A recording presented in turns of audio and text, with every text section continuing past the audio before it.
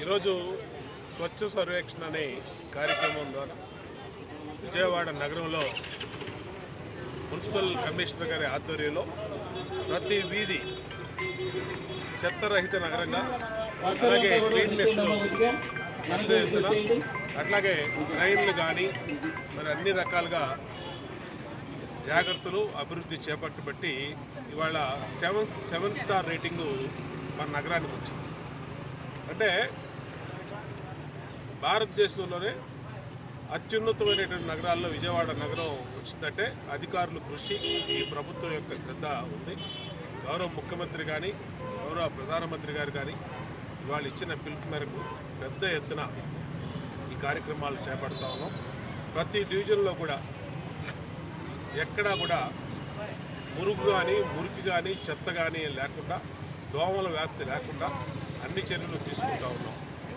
మన ఆర్ఆర్పేటలో ఏదైతే మరి కొంతమంది డయేరియా మరి వచ్చిందో దాన్ని కూడా ప్రభుత్వం ఇమ్మీడియట్గా ఎలర్ట్ అయ్యి అధికారులందరూ కూడా ప్రతి ఇంటిలో మంచినీటిని టెస్ట్ చేసి దానికి పూర్తిగా శాశ్వత నిర్మూలన చేపట్టుకోనేది ఎక్కడా ఒక్క ప్రాణం కూడా పోకుండా మరి కాపాడుకోగలిగాం ప్రజలందరినీ.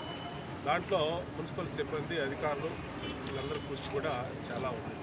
ప్రభుత్వం ఇన్ని రకాలుగా జాగ్రత్తలు తీసుకుంటా ఉన్నా సీజనల్ వ్యాధులు వర్షాలకి, అలాగే కొన్ని వైరల్ ఫీవర్ కారకమైన దోమలు అక్కడక్కడ రావటం వల్ల కొంతమంది జ్వరాల బారిన పడుతూ ఉన్నారు. ప్రజలందరికీ విజ్ఞప్తి చేస్తూ ఉన్నాం, ఈ ప్రభుత్వం కార్పొరేషన్ సిబ్బంది, శానిటేషన్ సిబ్బంది నిత్యం మీకోసం పనిచేస్తూ ఉన్నారు. మీరు కూడా కొంచెం జాగ్రత్తలు తీసుకుంటే మనం జ్వరాల బారిన పడకుండా, అనారోగ్యం బారిపడకుండా ఉంటాం. కాబట్టి తప్పనిసరిగా ఈ కార్యక్రమాలు తీసుకోమని కోరుకుంటూ ఇవాళ స్వచ్ఛ సర్వేక్షణ కార్యక్రమం నియోజకవర్గం మొత్తం జరుగుతుంది. దీన్ని డివిజన్ల వారీగా పెద్ద గ్యాంగ్ని పెట్టి, ఒకే డివిజన్లో అవసరమైతే 150 మందిని అలా వర్కర్స్ని పెట్టి మొత్తం కాలువలు కానించి, చెత్త కానించి, స్టాగ్నేషన్ అయిన వాటర్ కానించి, లార్వా అభివృద్ధి చెందకుండా అన్ని రకాలుగా చర్యలు తీసుకుంటాం.